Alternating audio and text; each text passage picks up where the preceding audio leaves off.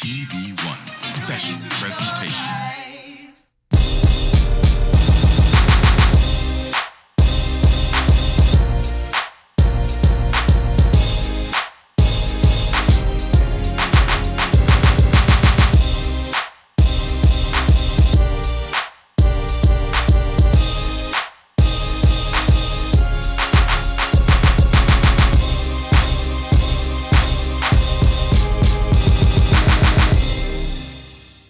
Hi, I'm Tavis, Smiley, and welcome to the 9th Annual State of the Black Union. Good afternoon, and welcome to New Orleans and the State of the Black Union 2008, Reclaiming Our Democracy, Recasting Our Future. You ready for some conversation? Try it again. You ready for some more conversation about the State of the Black Union? Let's get it started. Let me go to Dr. West. Doc, today is a propitious occasion for us to be in New Orleans because today is also the birthday of the intellectual that preceded you, born 140 years ago, W.E.B. Du Bois. First African-American to finish Harvard, and you, of course, taught at Harvard, matriculated there yourself. So you've got a connection to this storyline here. Du Bois said, as you well know famously, that the problem of the 20th century would be the problem of the color line. We established this morning that the problem of the 21st century is still the problem of the color line. But I want to give you a chance. Set the framework for us for what it means to be caught between everyday people, as you like to say, catching hell on the ground here in New Orleans, with a candidate who's a stone's throw away from having the nomination and maybe being the next president. Situate this for me. Help me juxtapose Du Bois' statement in the midst of those two realities that seem diametrically opposed at first glance. First, he was making a philosophical claim.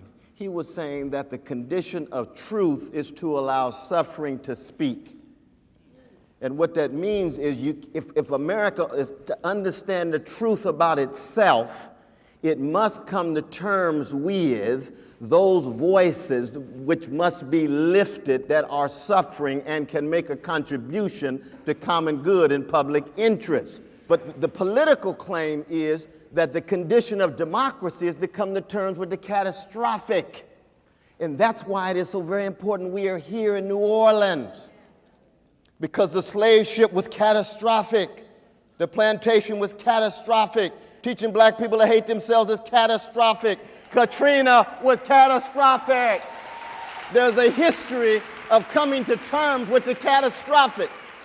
And the condition of truth, allowing suffering to speak, the condition of democracy, coming to terms with the catastrophic, means that black people's doings and sufferings become the very key to the understanding not only of what it means to be human in America, but what it means to create an American democracy.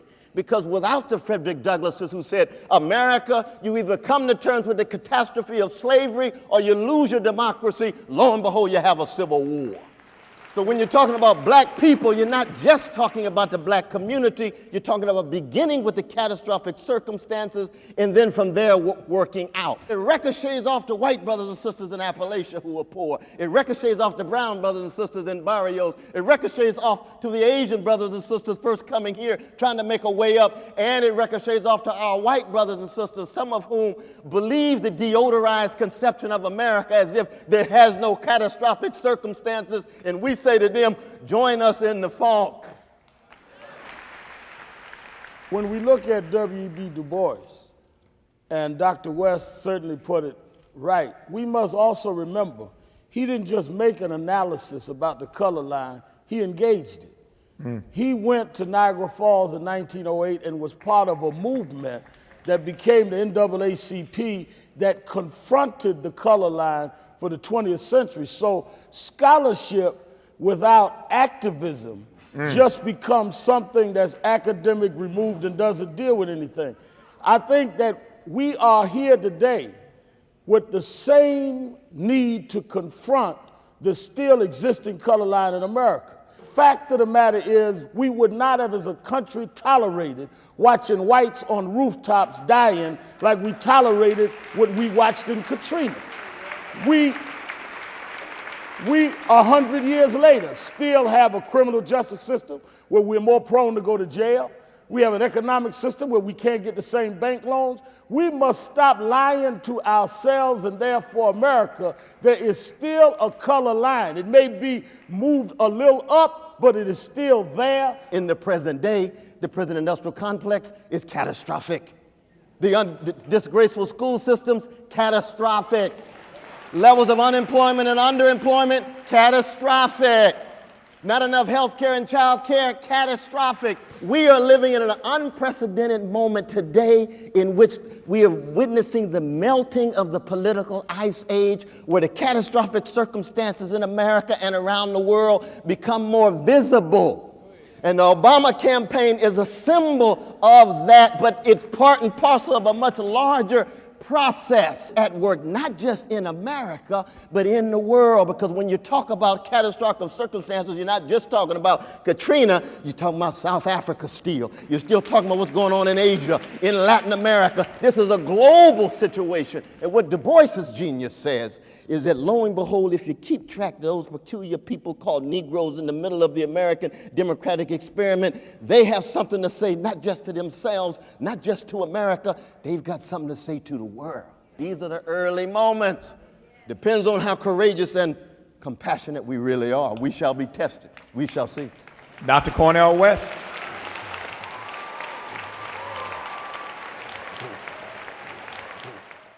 When Katrina happened, it showed the world there still exists a color line in the 21st century. Black kids charged as adults with attempted murder. White kid do the same thing, same age, was not charged at all. That's a color line that we all living with every day in the 21st century, and we got to be real with that. America has grown. It can accept an Oprah. It can even accept an Obama. But until a kid in Gina or a businessman at the bank or a kid looking for a bank loan has the same right as a white kid or white young person their age, we still have a color line to fight in America.